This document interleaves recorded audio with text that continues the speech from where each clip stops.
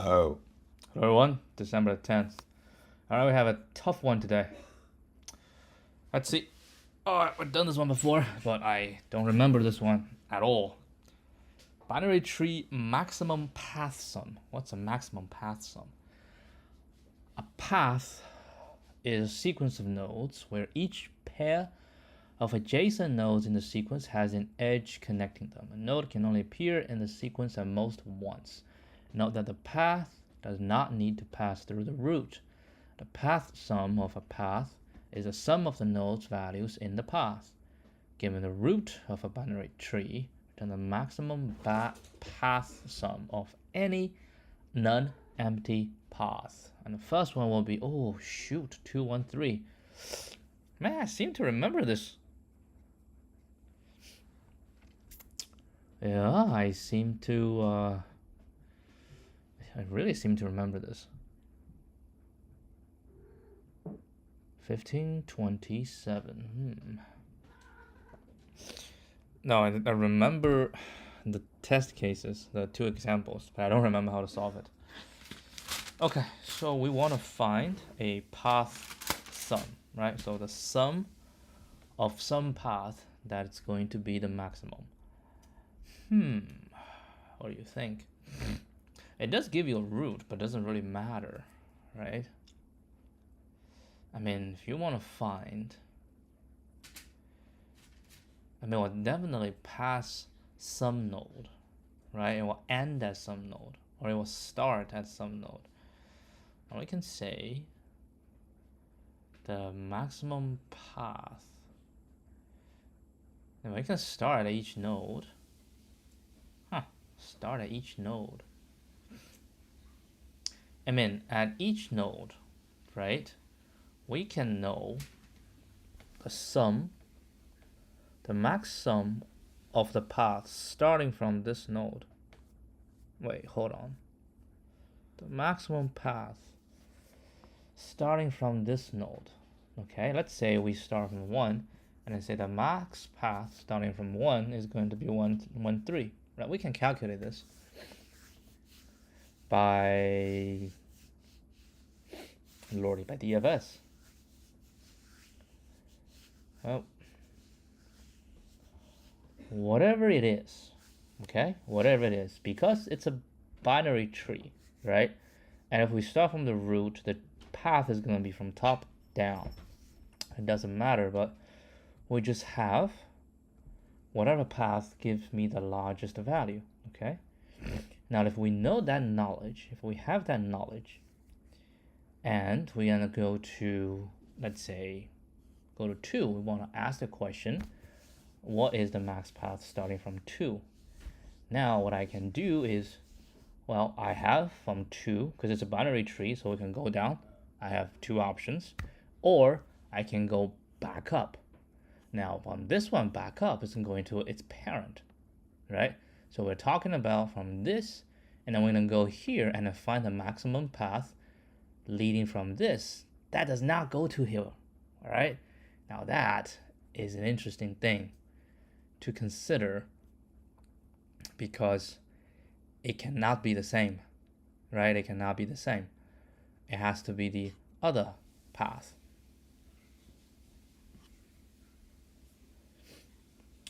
Well, that's all, because if you want to go, yeah, so the path is either from a root and then go down, or from this, we go to its parent, right? If I do this, like this one, go to its parent, and then from the parent I have to go the other one, then it's the max path starting from here. And it cannot go back up, right?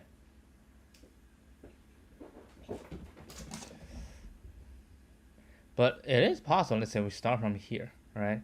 Then we go to this one, and I say from this, I have this, I have this, and I have this, right? Which means from this one, I have choices. Yeah, we have 3 paths basically. It's either 1 or 2 or 3. I mean, from, let's say if I start from 15, right? And then I say I'll go to the next one, which is a parent.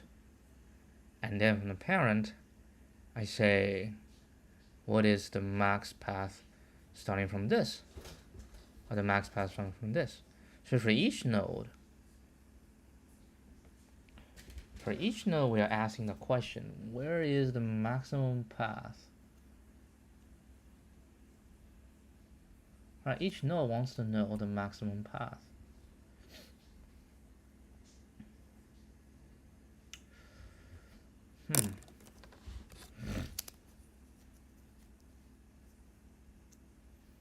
All right, hold on. Let me think again. So we give any node, right? Usually, give any node, we have three paths. Right? One, we can go to the left child. One, we go to the right child. And if we go there, we cannot come back, which is fine. Right? We can do whatever you want to do as you're going through. And in fact, if you go down, right? If you go down, if you go from top down, that's the only way for you to go, because you can never go back. That's true. Right? That's true. It can never go back.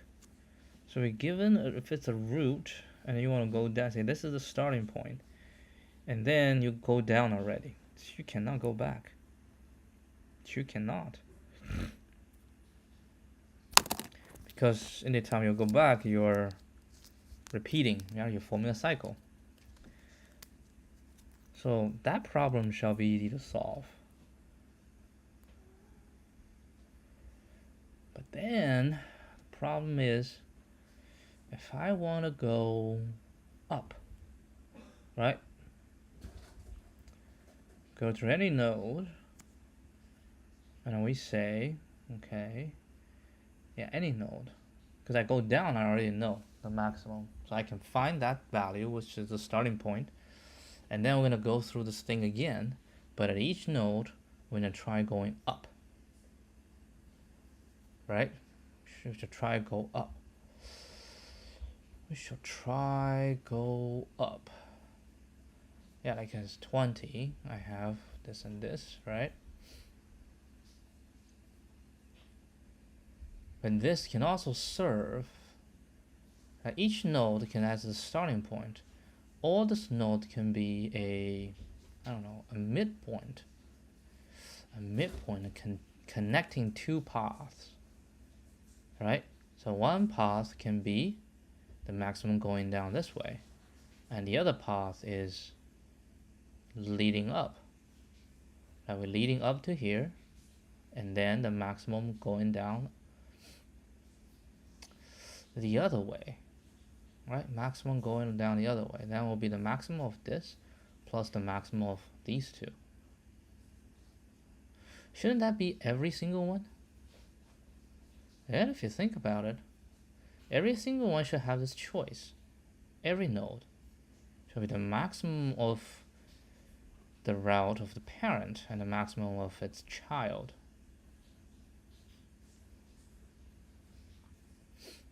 Now, if the maximum of the parent, how do you decide the maximum? So you go to the parent, right? Let's say we say go to the parent. And the parent doesn't have an idea. Because the parent, we're going to go back up.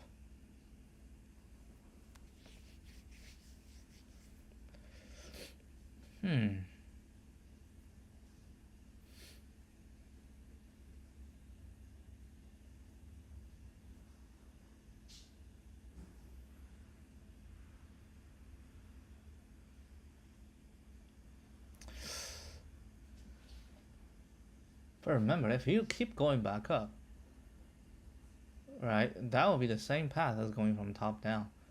Now, the only way that you make a change, right, the only way that is different is you go up and then go down. You do this kind of a mountain thing, right? That's the only time things are different.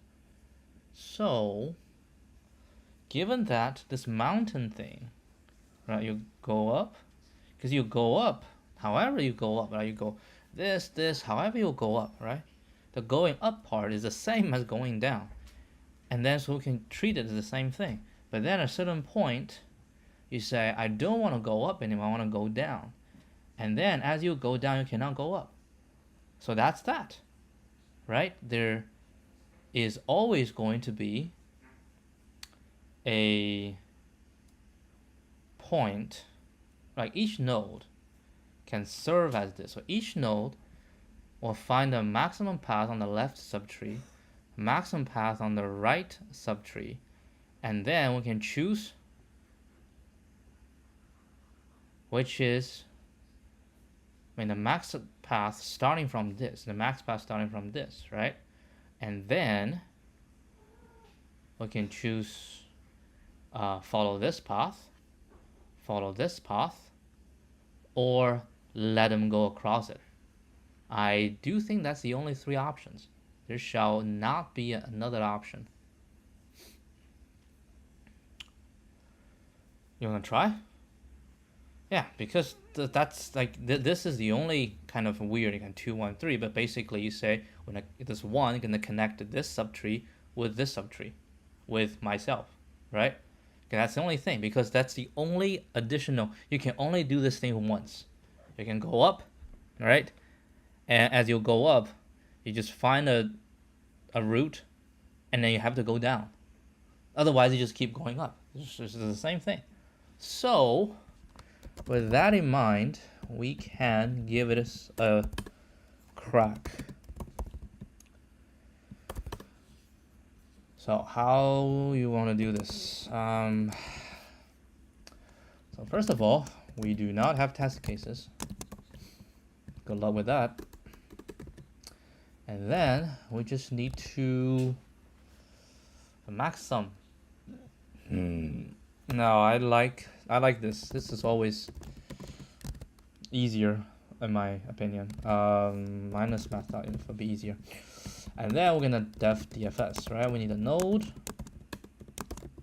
and we don't return anything, right? So what do? We want a maximum on the left and a maximum on the right. So we say, if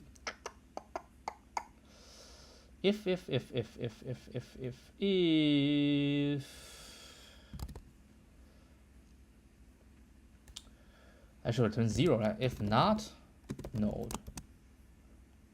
I need to return something. Hold on.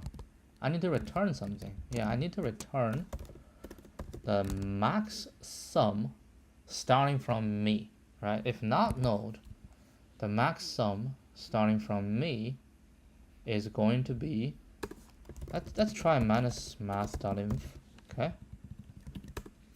If I have a value, then I have a left and right, right?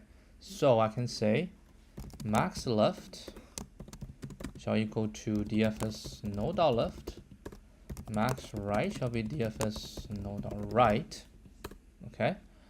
And then I have a choice to make, right? So I can say self.rest shall equal to maximum, right? Self.rest either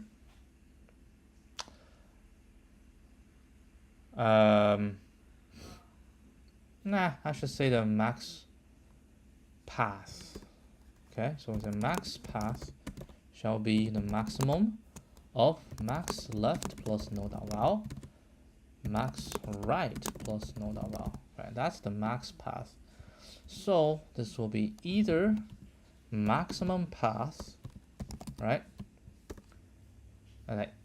Or max left plus max right plus node.val, and we'll return max path.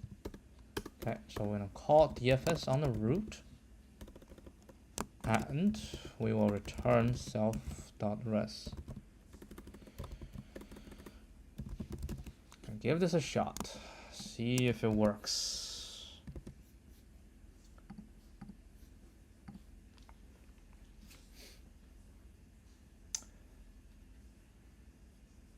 Something is not right.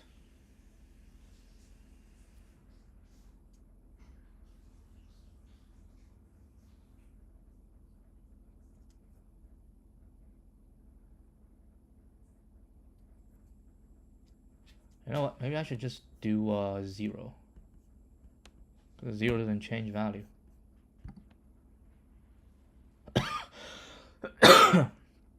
It looks promising. How about a single node?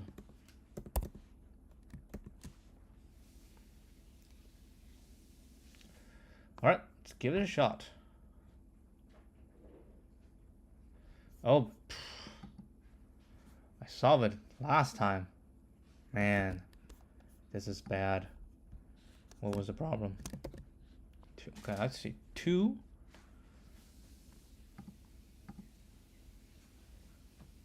minus 1 minus 2.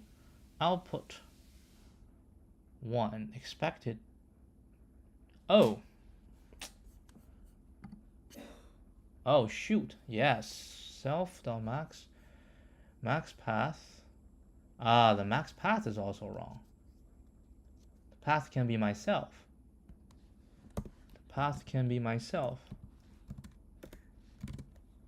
Node.val.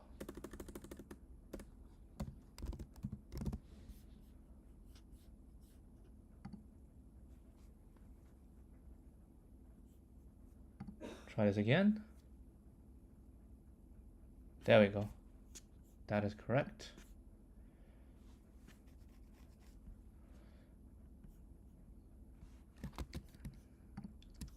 Check the previous answer. Yeah, we missed one thing. A couple of things actually. That should be 0. That should be that. That should be that. We're gonna add node.val.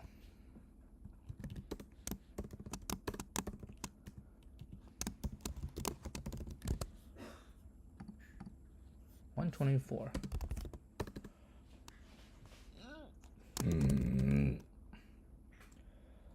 There are only 3 possible paths. The left subtree, right? Path go down, right? Path go down left. Path go down right, or path from left, passing from left, passing root, and go down right. Thus, at each node, we need to find the max, right? The max path sum on left and right. Then, then get the max of all these are of all the options.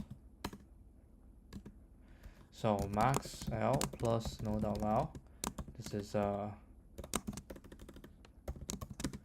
path go down left, right? Max right plus node.val. This is path go down right.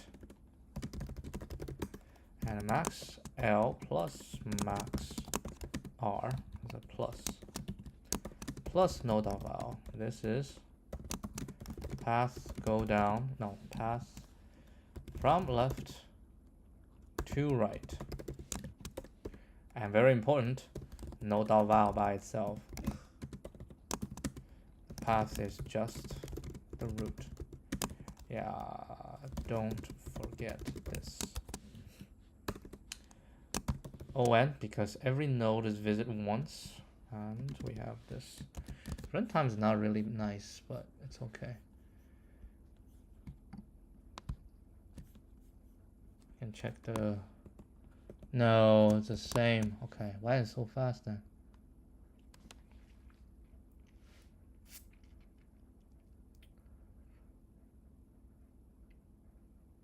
I think I'm almost doing exactly the same thing.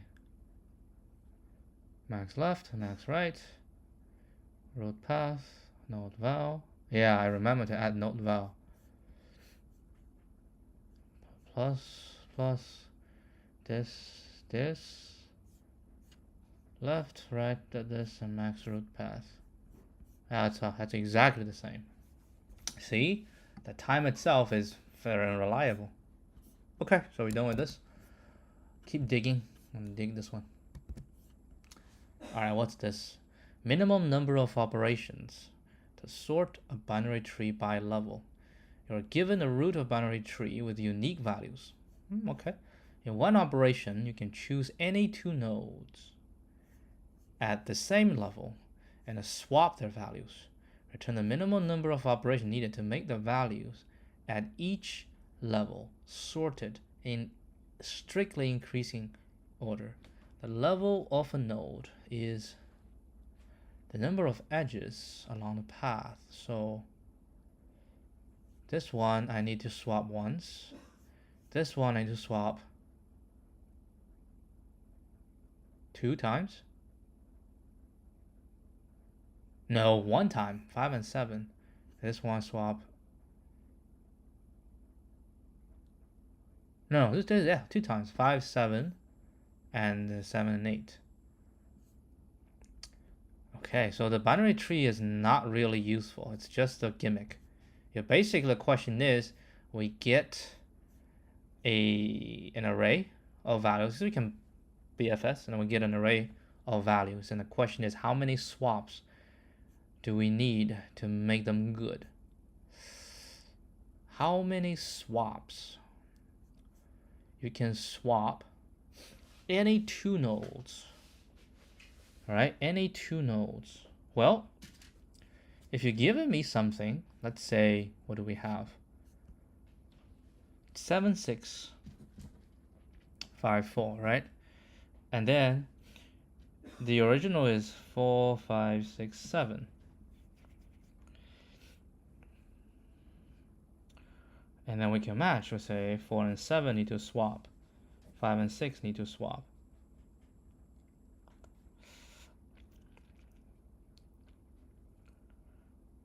I mean, maybe I can just do the hopping thing, right? So we find, you're gonna binary search the position. So we get this. We find the first one 7. Okay, so 7 has to go to its position. So it has to swap. So we swap. So we swap these. So 7 go to the position, 4 go to the position. So we know 7 is good. Now we look at 4. If this is not good, we need to swap again. But this is good, so we move on. 6, and we find this, so we need to swap. So 6 in a good position. And this is not in good position, and then we keep swapping. So basic, can we do this easily? This is like O1 log n. O1 log n to swap. Which means the total runtime, because you have to go through every node, right? And each node is going to be O1 log n. Wow. I don't think it's O1 log n.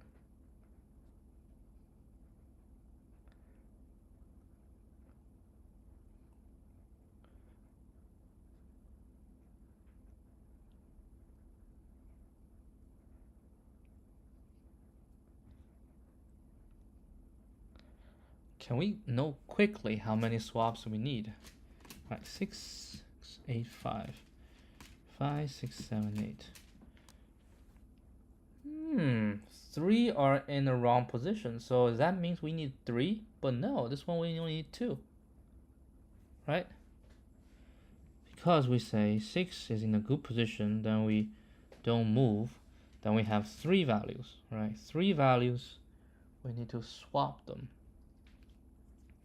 So if you say 5 move to 7, 8 move to 7. Yeah, the last one is a free, right? So therefore, we just need to compare how many of them are not correct, right? How many of them are not correct? And then that value minus 1. That's why this is 2 that's not correct. So minus 1. So this is a 1. This is why I have 3 not correct. So minus 1. So 2. So that's 3. If it's all correct, then we don't do anything. If it's 1's not correct, that is not possible. So at minimum is 2 that's not correct. So for this is 1 plus, we can actually do this. 4, 5, 7, 6, 5, 4. 4, 5, 6, 7. So it's actually they're all incorrect. So we will say we need to do 3. But in React, we only need 2. This is the tricky part. Like if the missing part itself is matching, then we can save. We can save a swap. So, what do you say?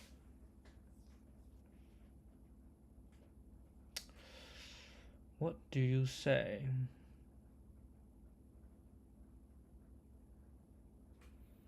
I say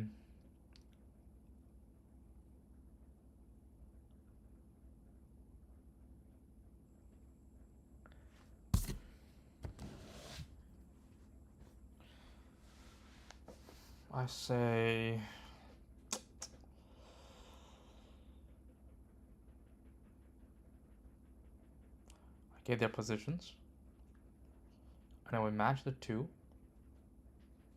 right? And if there's, like in this case, right, 4 and 7, they're matching. If they match, that's 1 swap. 5, 6, that's 1 swap.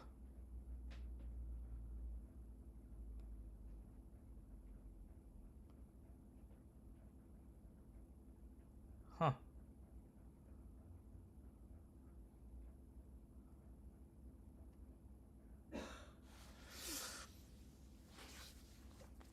Ugh.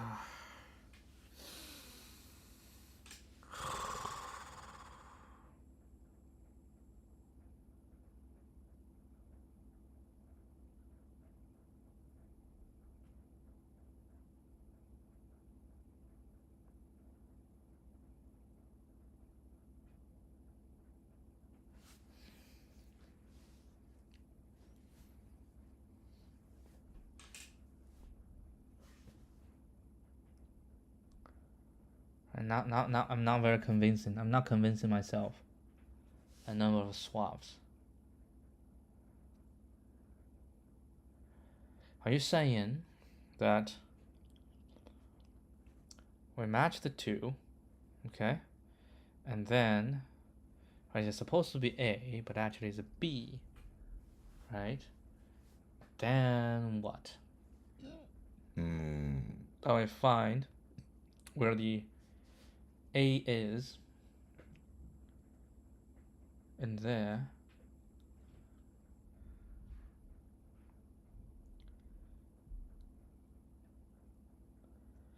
How do I do it faster?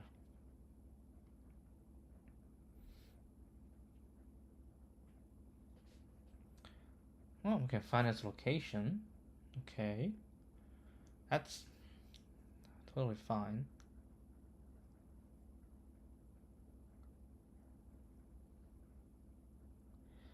We can binary search. That's okay. To find its position.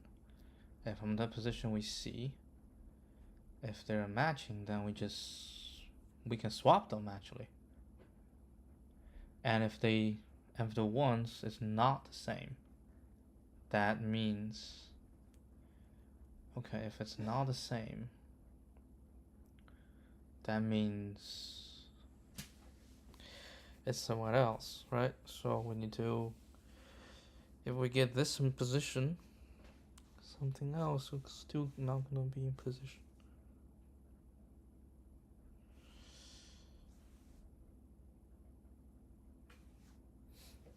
Hold on, let me think again.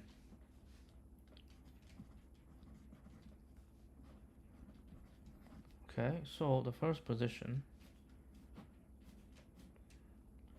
so we say 7 is supposed to be in this position, so I'll swap. That's 1 swap. 8 need to be in this position. 5. Okay, 2 swaps. And then check, we're done. But the thing is the time complexity.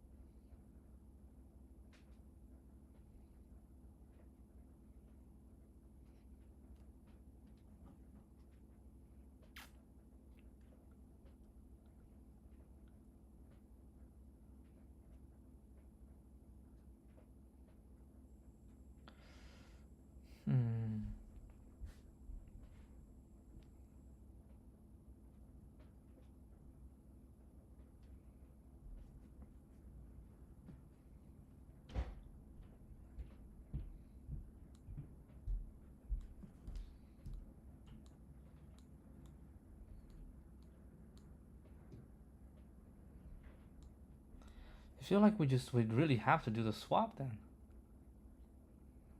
Like physically actually do the swap. But dear Lord.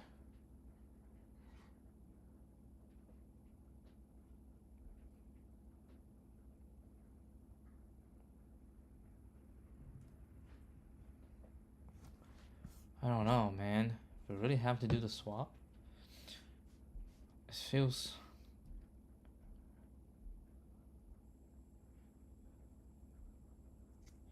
I mean, we can get their position, right?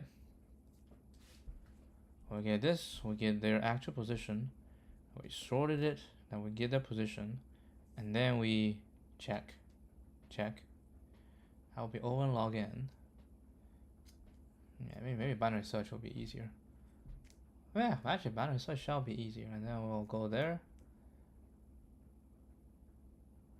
And then we're still gonna start, and then we're gonna go again.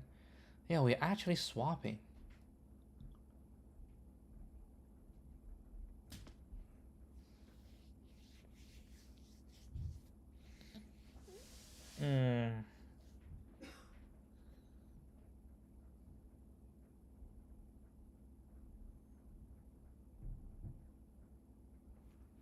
I'm gonna give it a shot, but if it's not right,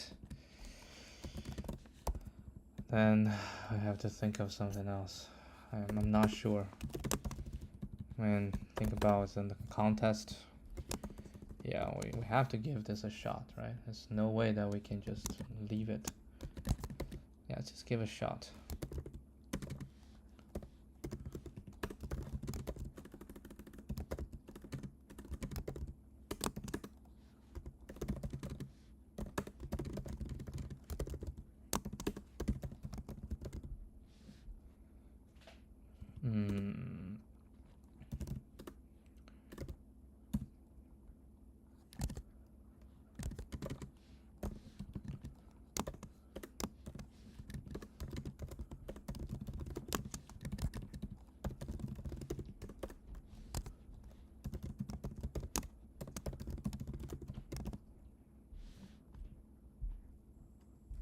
Nope. Let's write a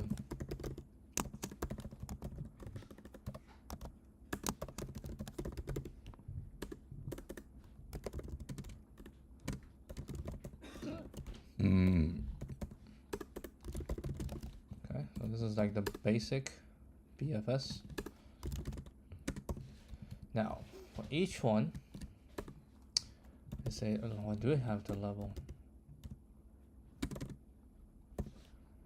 Okay, in level, append, blah, blah, blah, blah. Okay, this is a handle the number of swaps. So, it's going to be the level, right? Then we say sorted level. Then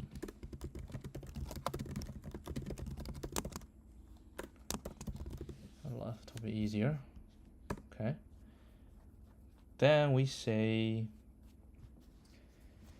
for I in range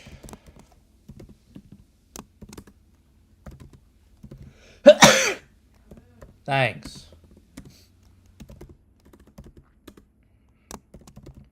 Yeah, I'm afraid this is my timeout. Right? Else, actually, should have a while is not equal to, right?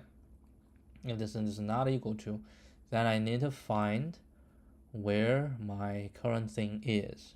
I'm gonna say index equals bisect left, sorted level, and the level I. So we know the index of that.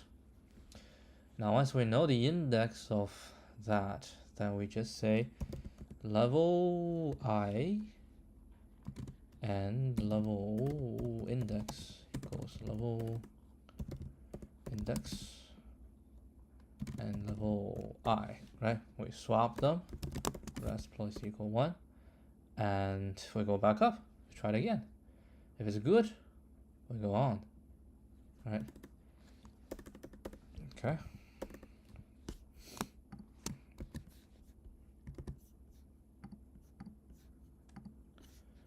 See if we got lucky.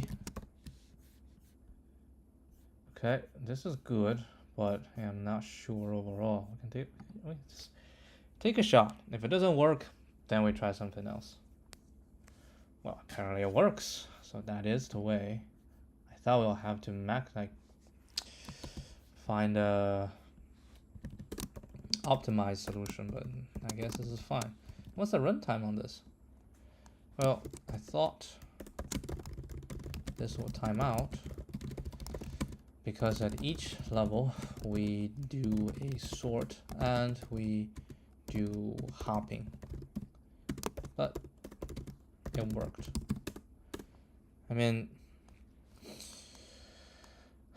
the problem is basically asking the minimum number of swaps to get an array to order. We first obtain a sorted version, then compare the original, original and the sorted arrays one element at a time. If an element is not the same, we look for the correct index of the element and swap it there. And due to the swap, there will be a new value at the current index. We repeat the same process, right, until the current index is correct. An index points to the correct value. Then we move on. Yeah, this produces the minimum swaps, because each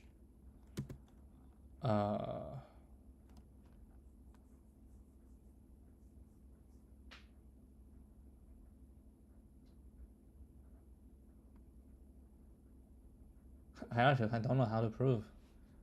I mean, it's most twice, right?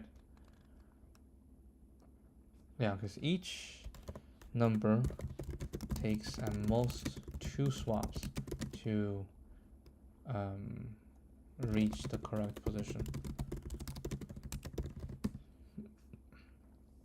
It's impossible for everyone to be 1. Well, it is possible, and then if it's 1, yeah, we'll let this pass.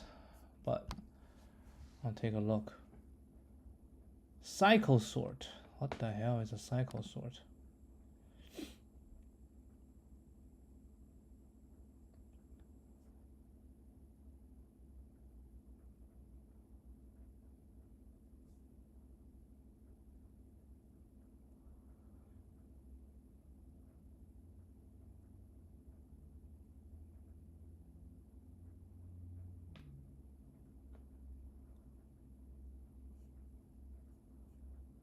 Minimum swaps, so to find missing numbers in a given. Yeah, I remember that. I remember that one.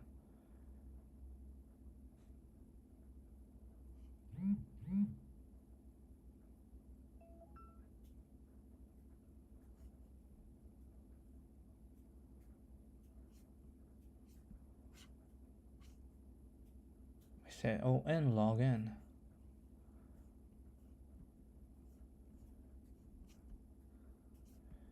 Cycle sort.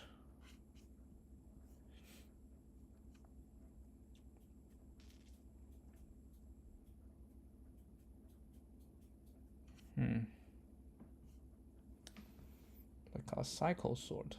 I guess it's the same thing. Right? Not 100% sure. If this continue, otherwise I don't know what the cycle sort. It looks complicated.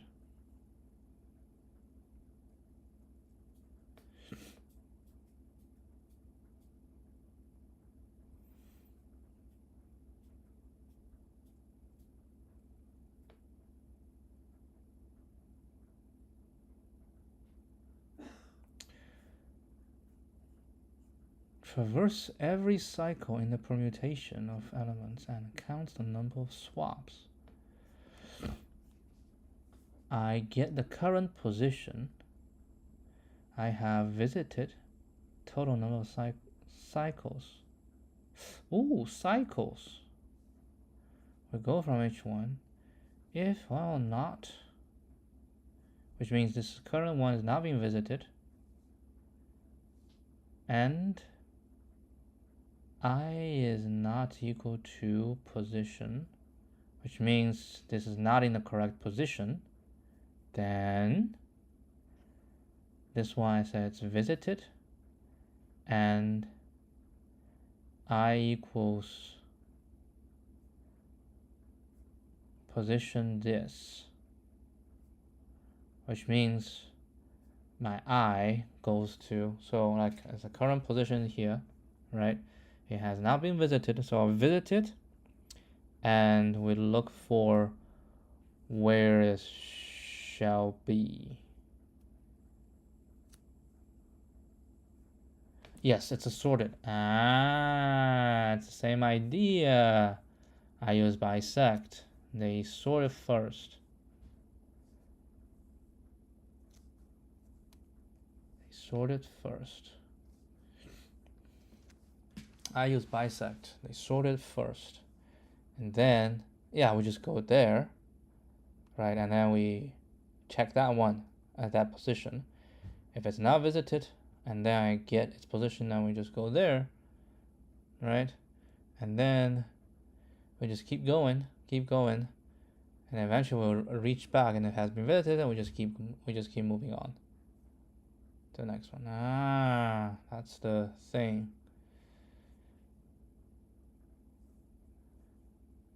So you don't need to bisect. Just use extra space. You're already using extra space. Alright? You're already using extra space.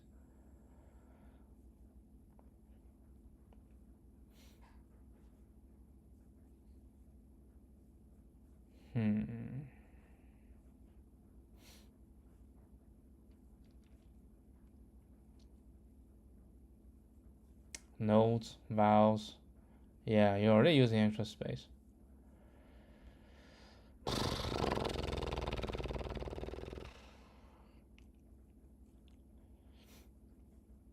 They can also actually do. So like in this case, I actually do the swap. What they do is they have a additional array to handle which one has been visited, but I'm actually doing the swap. Honestly, it's the same thing, right? Yeah, it's the same thing.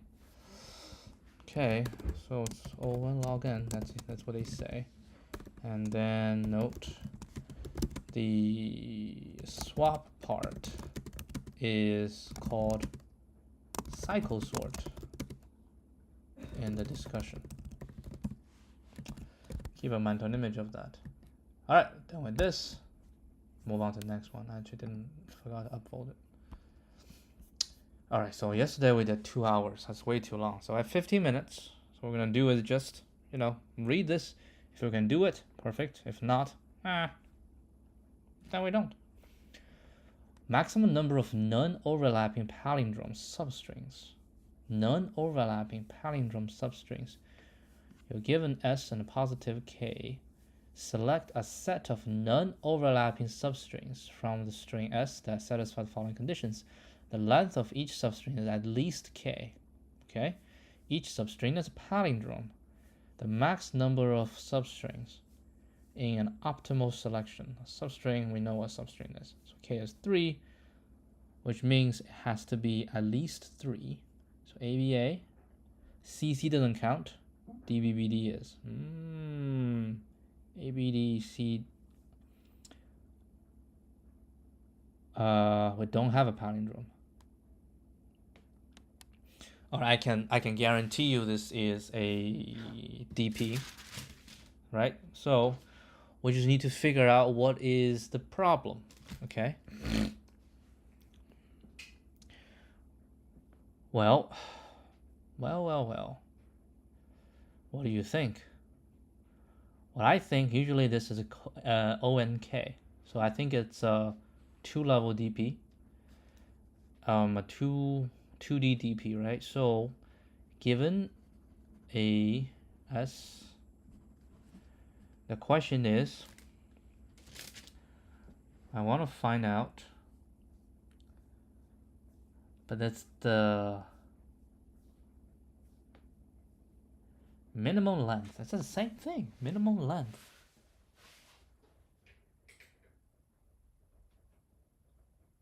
As we have its minimum length is K. And each substring is a palindrome. Minimum length is K. Ooh.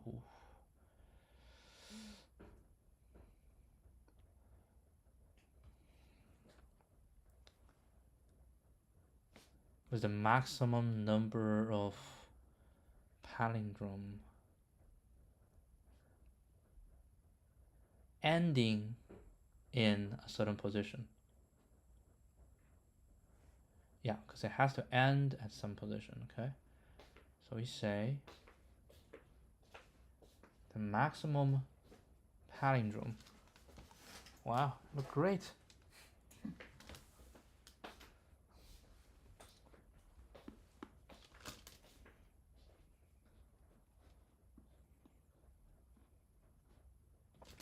Ending at a position, okay? Which means if we say ending at here, that's going to be nothing because there's no palindrome ending at this one. So we can skip.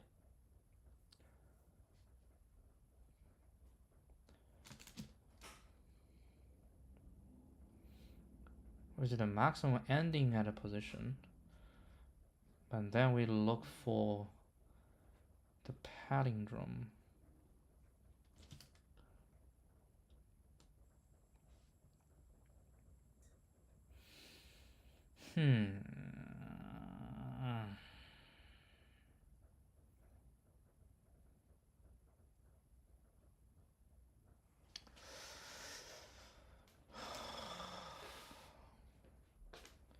Maybe the first problem you solve is throw it away.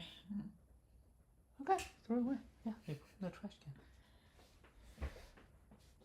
How do I find a palindrome ending at a certain position? The length of the palindrome ending at a certain position, okay? And then when you do this, you can go to the previous one, and then I might have multiple lengths. Okay, then you have multiple lengths, so we can find the length. Yeah, so at each position, we find all the palindromes that end at this position. We can do that. Okay? We can do that. I might have a list. Imagine A, 2,000 A's. Okay? Imagine that. So at each position, I have all of them, which actually I can just say the index, right? From this to this is going to be a palindrome. Right? So I have a bunch of indices. And then what? And then I say, okay, if I choose this to be me, right? Then I look for here. Then what do I want at this position, the previous position? I want a maximum number of palindromes. Then I'll add myself, so I'll be, good. Right? I'll be good. And if this one doesn't have a palindrome, or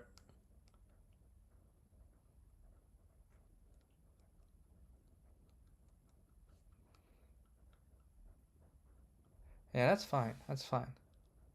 Because we have to make the minimum length. So we say ending at here, we have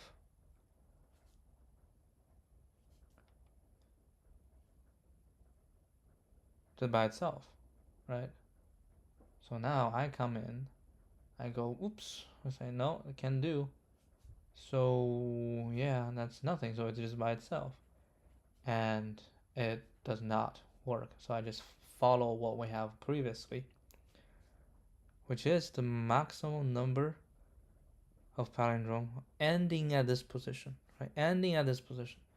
So I can do this, I have, and then we do this, and then we do this.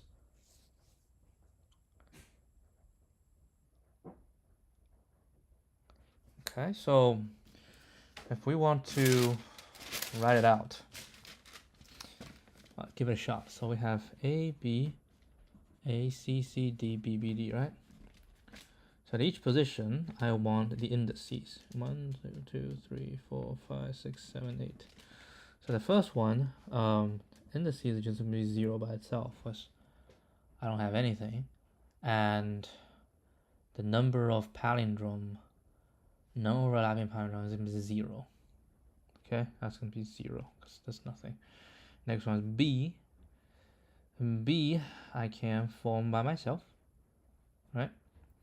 And I'll look to the previous one, and then we have to go, previous one is a 0, and then, nah, that's not working. So that's B is just going to be by itself, and it does not form. So nothing will form, so I just follow previous to B0.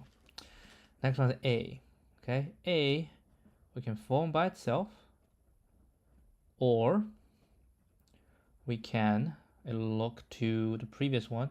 Previous one is 1, so minus 1 is 0, and 0 is the same, so I can do 1 or 0, right? So the third one I can do 1 or 0, and we find about 1 by itself is going to be length is 1, but by 0, that's be length is 3, so that works, right? And then we want to find 0 minus 1. Now there's nothing there, so that is going to be 1. Next one, C. Okay, C we can do by itself, or everybody can do by itself. And we look from previous. So the previous has 2 palindromes, so we look for 1, and then we go 1. Now that's not going to work. And then we look for 0, and 0, that's not going to work. So that's just by itself. Just 2, just 3, and it only has length 1, so this one doesn't have, so we will just do 1. Next one, C again. Well, we can do by itself, or we'll look to the pad to the left. Oh, how about even number? Damn, even number. Even number.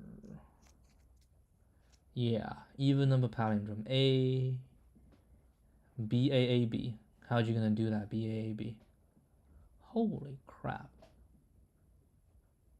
Now that's fine, because B, A, B, A, A, right? So here is the same. So now I have a C. Yeah, so the only complication is the length of 2. So with C, so for each one we need to check to the left. If it's the same, then we do have a palindrome, right? And then we check that's a 3 by itself, and we check the previous one doesn't work. So now that's it. This one, that's it. And C and C, we only have, no, we don't have anything. So we just keep adding. Next one is 5. 5 by itself, that's a D. And look, previously, it's not the same. And then this one, we have 4 and 3. So we check both. Previous doesn't work, so it's just 5 by itself. Still 1. Next one is 6. So 6 by itself. Check previously, it's nothing gonna work. And then that's gonna be 1. Next is B again, 7, but we check previous B is the same, so we have 6, right? And then check 5 doesn't equal, so that's it. And we have 1 because BB doesn't work. Next one, D. We check previous, we have a 7. 7 check before 6 doesn't work. 6 check before 8, that one works. So we have by itself, and we have a 5, right? Now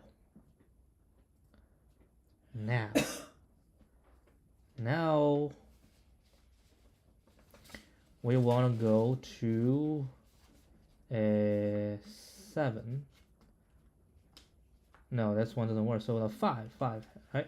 A minus 5 plus 1 is 4. We have 4. So that's going to do. So we go to 5, which means we go to 4, and I find the maximum number at 4. Maximum number 4 is 1. So add to me right now.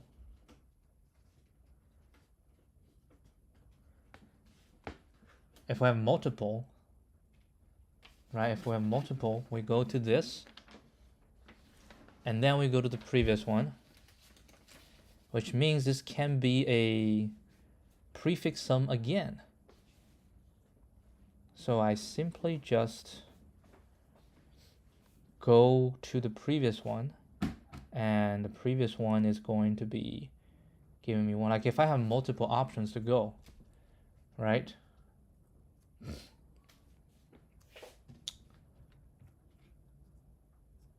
Yeah, because it's the maximum up to that position. So every one is going to be the maximum number of palindrome up to that position.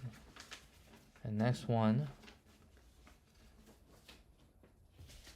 yeah, so I will always go to, I always finish my palindrome, so I go to this. So I want to know the maximum, but if it's not, it's going to just be following those, right? We're just following those. And that one is the maximum ending at that. So we add those then. We add those.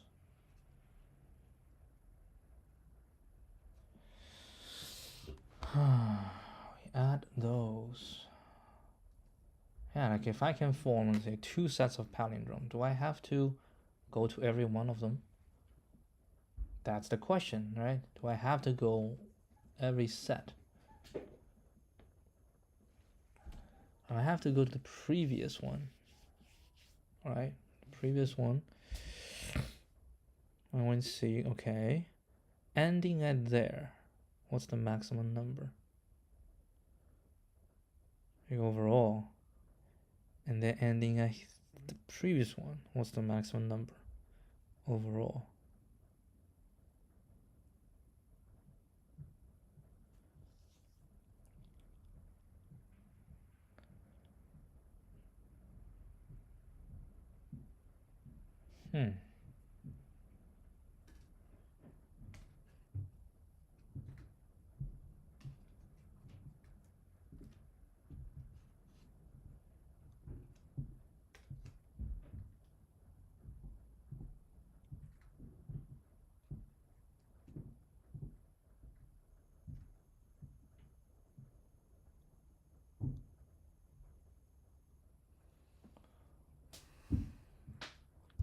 I do think we have to go every single one.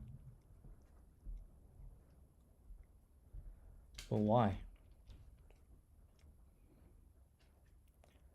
Let's say we end here, we get a value, right? Which is the maximum is here. Then we move forward and we want to know the maximum ending at this.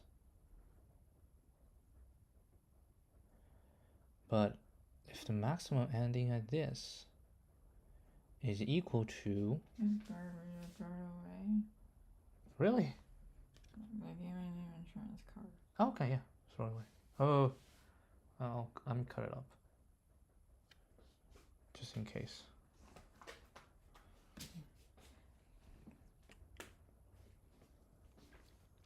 Alright.